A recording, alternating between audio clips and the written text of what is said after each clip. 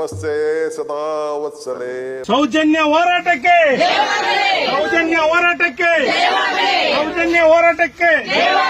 ಡಿಕೆಶಿ ಅವರನ್ನ ನನಗೂ ಅರ್ಥ ಮಾಡ್ಕೊಳಕ್ ಸಾಧ್ಯ ಆಗಿಲ್ಲ. RSS ನಮ್ಮ ಇವರು national general secretary BL Santosh ಅವ್ರ ಬಗ್ಗೆ ಅವೇಳ್ಕರ್ ಮಾತಾಡಿದ್ರು. ನಾವು ತೀರ್ಮಾನ ಮಾಡಿದೀವಿ, ಒದ್ದು ಒಳಿಕಾಕ್ಬೇಕು. SIT ತನಿಖಾಧಿಕಾರಿಗಳು ತನಿಖೆ ಮಾಡ್ತಿದ್ದಾರೆ. ಏನಾಗ್ತಿದೆ ಒಂದೇ ಒಂದು ಮಾಹಿತಿ ಕೂಡ ಹೊರಗೆ ಬಂದಿಲ್ಲ. ಆದರೆ ಮಹೇಶ್ ಶೆಟ್ಟಿ ತಿಮರೋಡಿಯವರ ಅರೆಸ್ಟ್ ಅಧ್ಯಾಯ ಏನಿತ್ತು ಅದನ್ನು ಒಂದು ಪ್ರಭಾವಿ ಗುಂಪು ತುಂಬ ಶ್ರದ್ಧೆಯಿಂದ ಅಧ್ಯಯನ ಮಾಡ್ತಿದ್ಯಾ.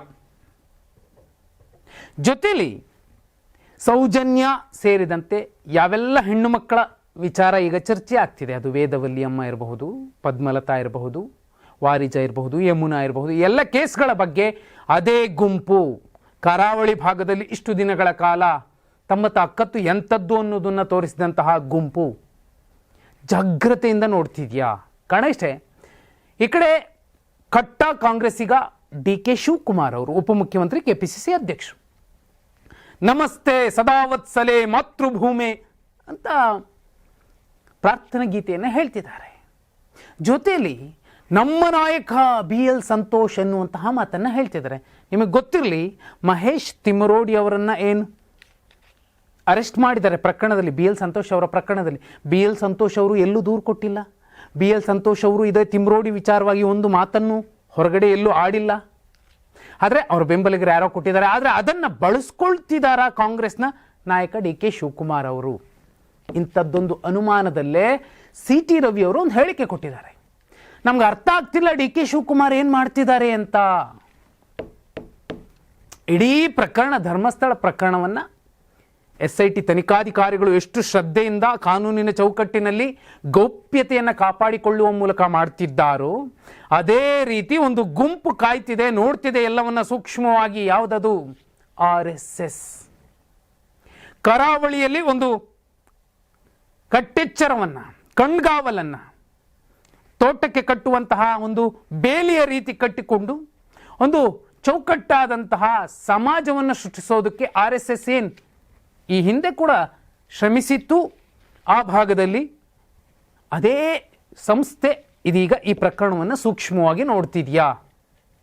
ಇದೆಲ್ಲಕ್ಕೂ ಕಾರಣ ಏನಂದರೆ, ಆಸ್ ಯೂಶುವಲ್ BLR ಪೋಸ್ಟ್ನಲ್ಲಿ ಒಂದು ಆರ್ಟಿಕಲ್ ಇದೆ. ಆ ಆರ್ಟಿಕಲ್ 3 ವಿಚಾರ ಹೇಳಿದೆ ಗಂಭೀರವಾಗಿ. ತಿಮರೋಡಿಯವರ ಅರೆಸ್ಟ್ ಬಗ್ಗೆ ಸಿದ್ದರಾಮಯ್ಯ ಅವರು ಆಸಕ್ತಿ ತೋರಿಸಲಿಲ್ಲ, ಬಿಟ್ಬಿಡ್ರಿ ಯಾಕ್ರಿ ಅಂತ ಹೇಳಿದ್ರು ಅಂತಲೂ. ಆದರೆ ಪ್ರಭಾವಿ ಅಧಿಕಾರಿಯೊಬ್ಬರು ಈ ಅರೆಸ್ಟ್ ಹಿಂದೆ ಇದ್ದಾರೆ ಅಂತಲೂ PLR ಪೋಸ್ಟ್ ವರದಿ ಆರೋಪಿಸುತ್ತಿದೆ. ಯಾರವರು ಏನು ಆರ್ಟಿಕಲ್ ಓದಿದ್ರೆ ಗೊತ್ತಾಗತ್ತೆ. ಎರಡನೇದ್ದು ಇದೇ ಬಹುಮುಖ್ಯವಾದಂತಹ ವಿಚಾರ, RSS ಎಲ್ಲವನ್ನ ಸುಮ್ಮನೆ ನೋಡ್ತಿದ್ಯಾ.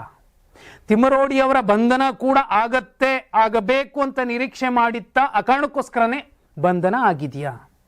ನೋಡಿ, ತಿಮರೋಡಿಯವರು ಒಂದು ಸೌಜನ್ಯ ಹೋರಾಟ, ಸೌಜನ್ಯಗೆ ನ್ಯಾಯ ಸಿಗಬೇಕು ಇದೇ ಹೋರಾಟದಲ್ಲಿ ಇದ್ದವರು. ಆ ಚಿಕ್ಕ ಒಂದು ಪ್ರಾಂತ್ಯದಲ್ಲಿ ಬೆಳ್ತಂಗಡಿ ಅಥವಾ ಉಜಿರೆ ಅಥವಾ ಧರ್ಮಸ್ಥಳ ಈ ಭಾಗದಲ್ಲಿ ಒಂದು ಹೆಸರು ಮಾಡಿದರು. ಈಗ ಇಡೀ ರಾಜ್ಯಕ್ಕೆ ಗೊತ್ತಾಯಿತು ಯಾರು ಮಹೇಶ್ ಶೆಟ್ಟಿ ತಿಮರೋಡಿ ಗೊತ್ತಾಯಿತು. ಆ ಒಂದು ವ್ಯಾಪ್ತಿಯನ್ನು ಹೆಚ್ಚಿಸಿಕೊಳ್ಳುವ ತನಕವೂ ಕೂಡ RSS ಸುಮ್ಮನೆ ಕಾಯುತ್ತಾ ನೋಡುತ್ತಿದೆಯಾ. BJP ನಾಯಕರು ಎಲ್ಲೋ ಒಂದು ಕಡೆ DK ಶಿವಕುಮಾರ್ ಅವರ ನಡೆ ಮತ್ತು ನುಡಿಗಳನ್ನು ನೋಡಿಕೊಂಡು ಕೆಡ್ಡಕ್ಕೆ ಬಿದ್ರ. ಈ ಲೆಕ್ಕಾಚಾರದಲ್ಲೂ ಕೂಡ RSS ನಾಯಕರು ಈ ಪ್ರಕರಣವನ್ನು ಸೂಕ್ಷ್ಮವಾಗಿ ನೋಡ್ತಿದ್ದಾರೆ. ದೊಡ್ಡ ಪ್ರಚಾರ ಸಿಕ್ಕಿದೆ ತಿಮರೋಡಿ ಅವರಿಗೆ. ಕೆಲವರು ಹೇಳ್ತಾರೆ 28ಕ್ಕೆ ಬೆಳ್ತಂಗಡಿಯ ಶಾಸಕರು ತಿಮರೋಡಿ, ಅವ್ರು ಯಾವ ಪಾರ್ಟಿಯಿಂದ ನಿಂತರೂ ಪರವಾಗಿಲ್ಲ. ಇದರ ಜೊತೆಯಲ್ಲಿ SIT ತನಿಖಾಧಿಕಾರಿಗಳಿಗೆ ಮಹತ್ವದ ದಾಖಲೆ ಮತ್ತು ಸಾಕ್ಷ್ಯಗಳು ಸಿಕ್ಕಂತಿದೆ. ರಿವರ್ಸ್ ಇನ್ವೆಸ್ಟಿಗೇಷನ್ ಮಾಡ್ತಿದ್ದಾರೆ ಅನ್ನೋದನ್ನು ಕೂಡ BLR ಪೋಸ್ಟ್ ಹೇಳ್ತಿದೆ. ಏನು UDRಗಳು ಡಿಲೀಟ್ ಆಗಿದ್ವು ಅಂತ ಯಾರು ಹೇಳಿದ್ರು, ಯಾಕೆ ಡಿಲೀಟ್ ಆಯಿತು? ಬೆಳ್ತಂಗಡಿಯ ಕೋರ್ಟ್ನಲ್ಲಿ ಆ UDRಗಳ ಒಂದಷ್ಟು ಕಾಪಿ ಇರುತ್ತೆ, ಅದನ್ನು ತೊಗೊಂಡು ಅವ್ರು ತನಿಖೆ ಮಾಡ್ತಾರೆ. ಆದರೆ ಡಿಲೀಟ್ ಮಾಡಿದವ್ರು ಯಾರು, ಯಾಕಾಯಿತು, ಇಲಾಖೆ ಒಳಗಡೆ ಯಾಕಿಂಥದ್ದೊಂದು ಕೆಲಸ ಆಯಿತು, ಇವೆಲ್ಲವನ್ನು ಕೂಡ ಪ್ರಶ್ನೆ ಮಾಡ್ತಿದ್ದಾರೆ ಅನ್ನೋದನ್ನು BLR ಪೋಸ್ಟ್ ಹೇಳಿದೆ. ಇಲ್ಲಿ ಎಲ್ಲಕ್ಕಿಂತಲೂ ಮಿಗಿಲಾಗಿ ನೋಡಿ, ಒಂದು ಕಡೆ ಕೇಸರಿ ಧ್ವಜವನ್ನು ಹಾಕ್ಕೊಂಡು ಕೇಸರಿ ಶಾಲನ್ನು ಹಾಕ್ಕೊಂಡು ಕೆಲವರು ಇಲ್ಲಿಂದ ಜಾಥಾ ಮಾಡ್ತಿದ್ರೆ ಇಲ್ಲಿಂದ ಮತ್ತೊಂದು ಜಾಥಾ ಹೋಗಿದೆ.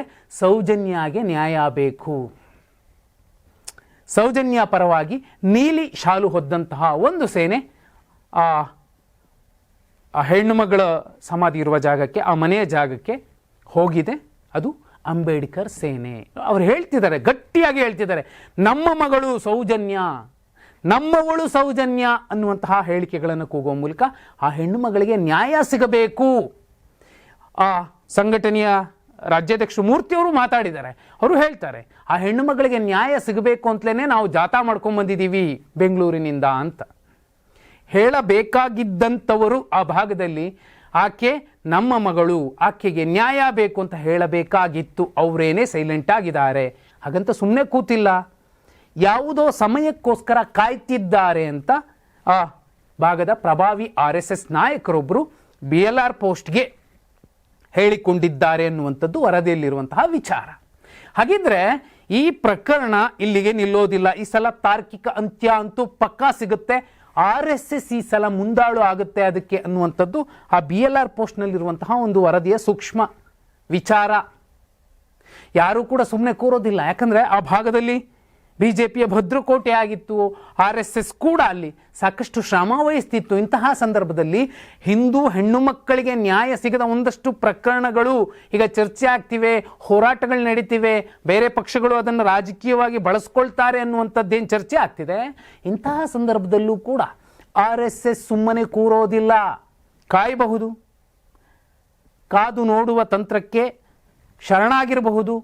ಆದರೆ ಆ ಕೆಲಸವನ್ನು ಏನು ಮಾಡಬೇಕು RSS, ಆ ವಿಚಾರವಾಗಿ ಯಾವ ರೀತಿ ಹೋರಾಟ ಮಾಡಬೇಕು ಅದಕ್ಕೋಸ್ಕರ ಕಾಯ್ತಿರಬಹುದು.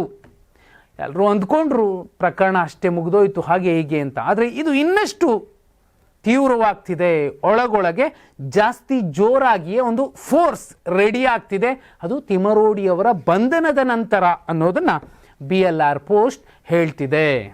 ಹಾಗಿದ್ರೆ ತಿಮರೋಡಿಯವರ ಪ್ರಕರಣಕ್ಕೂ ಮುಂಚೆ ಮತ್ತು ಪ್ರಕರಣದ ನಂತರ ಸೌಜನ್ಯ ಪರ ಹೋರಾಟದ ದಿಕ್ಕು ದೆಸೆಗಳು ಬದಲಾಗ್ತಾವೆ. ಮತ್ತು ಆ ಭಾಗದಲ್ಲಿ ಯಾವೆಲ್ಲ ಹೆಣ್ಮಕ್ಳು, ಪದ್ಮಲತಾ, ವೇದವಲ್ಲಿ ಅಮ್ಮ ಅಥವಾ ಸೌಜನ್ಯ ಅಥವಾ ಯಮುನಾ, ವಾರಿಜಾ, ಎಲ್ಲ ಹೆಣ್ಣು ಮಕ್ಕಳ ಕೇಸ್ಗಳಿಗೆ ನ್ಯಾಯ ಸಿಗುತ್ತಾ, ತಾರ್ಕಿಕ ಅಂತ್ಯ ಹಾಡುತ್ತಾ?